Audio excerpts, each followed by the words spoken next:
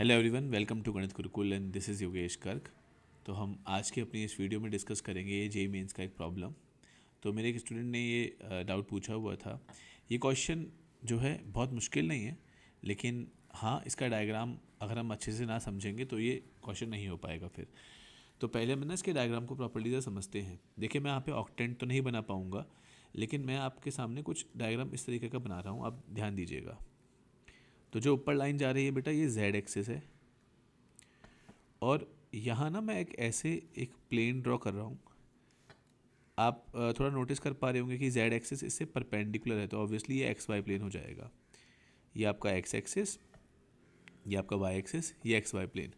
मैंने यहाँ पे एक्स वाई प्लेन क्यों ड्रॉ किया है, आप क्वेश्चन की ना लैंग्वेज पढ़िए कि P be a point in the first octant, ठीक है, whose projection in the X Y plane is a point Q.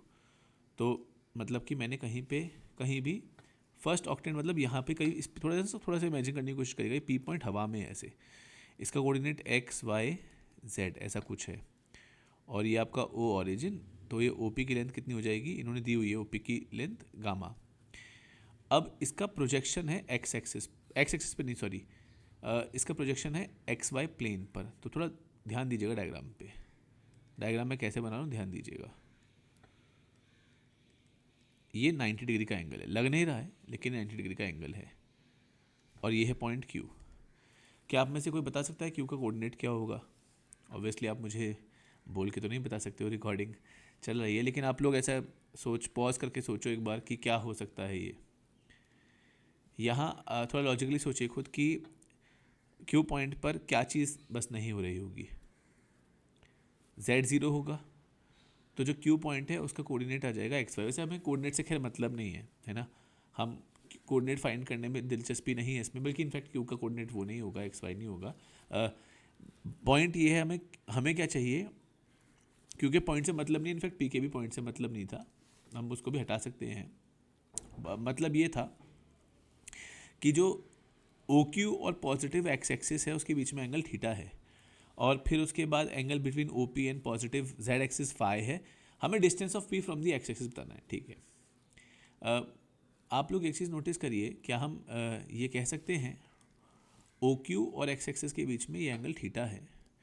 पहले तो ना, अगर मैं इसकी लेंथ की बात करूं, क्या मैं ओ क्यू की लेंथ निकाल सकता हूं? हाँ, कैसे? देखिए, ये एंगल फाई है ओ पी और जेड एक्सिस के बीच में, तो ये वाला एंगल कितना हो जाएगा?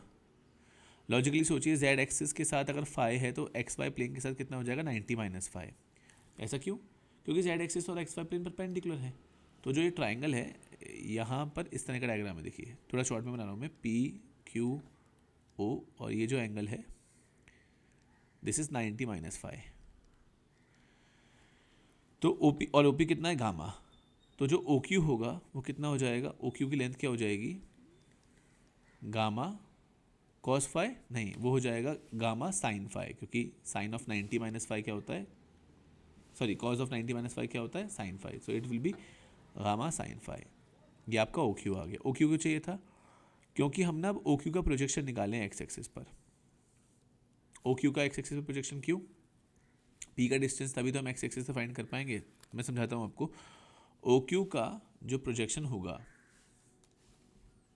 एक्स एक्सिस पर, है ना, ये वाला पॉइंट, ये 2D चल रहा है अभी, ओ क्यू इस वाले ट्राइंगल की बात कर रहा हूँ, तो इसको मैं कुछ आर नाम दे देता हूँ पॉइंट को, ठीक है। डॉटेड लाइन 3D थी, बोल्ड लाइन 2D है।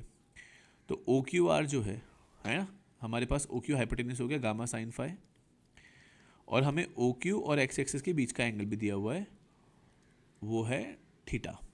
दिस इज थीटा, ठीक है। This is Q, this is O and this is R. तो क्लियरली ओ आर जो है इसका कॉस कंपोनेंट है, तो यहाँ से अपने पास ओ आर की लेंथ आ गई gamma sine phi cos theta. अब ट्राइंगल ओ पी आर में वापस आ जाओ,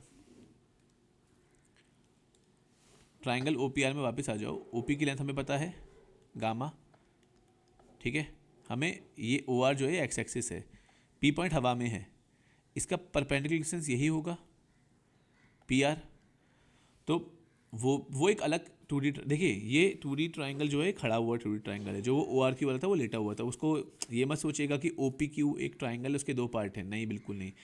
ओ पी क्यू एक ट्राइंगल है, दैट इज़ फाइन, पर वो अलग ट्राइंगल है।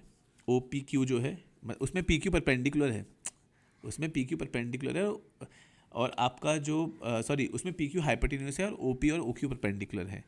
लेकिन ओ पी आर में ओ पी हाइपोटेन्यूस है और ओ क्यू आर में ओ क्यू हाइपोटेन्यूस है। ओ पी आर ऐसे खड़ा ट्राइंगल है, ओ क्यू आर जो है वो प्लेन में है ट्राइंगल।